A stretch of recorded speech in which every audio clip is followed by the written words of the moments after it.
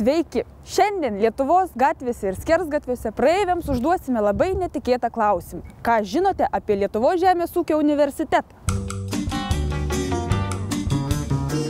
Nu ką ten, buhalteris, agronomus, ekonomistus liktai kažkoks ten.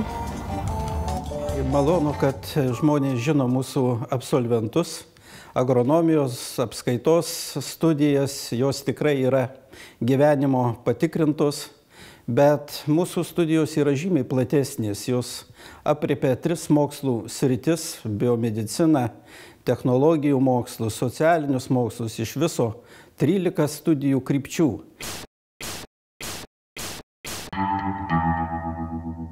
Sveiki! Taigi šiandien laida Briedžio ragas domėsis, kaip gyvena jaunieji medžiotojai.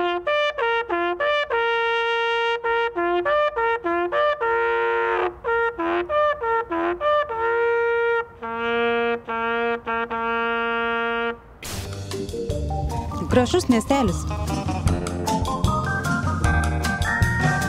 Mes mokome, kaip žemės ūkį modernizuoti, kaip užtikrinti, kad maistas būtų saugus.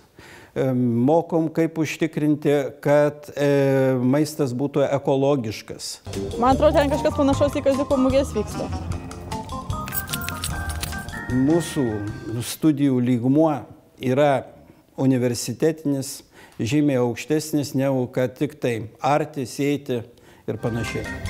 Žemės ūkio specialistus ruošia šiaip, bet kam jų dabar reikia, tai nežinau. Abejoju, ar tai yra teisinga. Dėl to, kad Lietuvos žemės ūkis sudaro nemažą dalį bendro vidaus produkto. Kita vertus, per krizę, kaip žinia, žemės ūkis mažiausiai yra nukentėjusi sritis.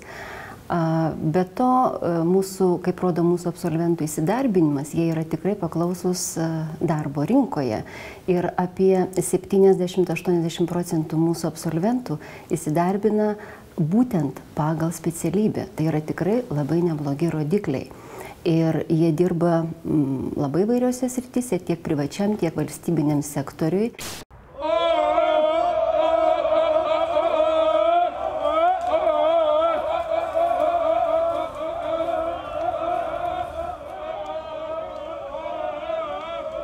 Panašiai šitiek vyksta į medžioklę varant. Tad laida Briedžio ragas su jumis atsisveikina.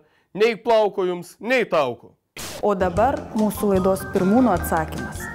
Kiek žinau, Lietuvos žemės ūkio universiteto gyvenimas arba pradžia prasidėjo Dotnuvoje 1924 metais.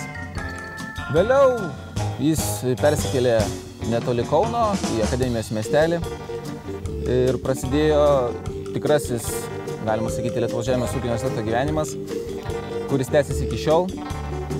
Lietuvos žemės ūkio akademija garsėja savo parodomis, kurios vyksta tiek rudenį, tiek pavasarį. Pavasarinė paroda dažniau būna kur kas didesnė, galima netgi sakyti tarptautinė.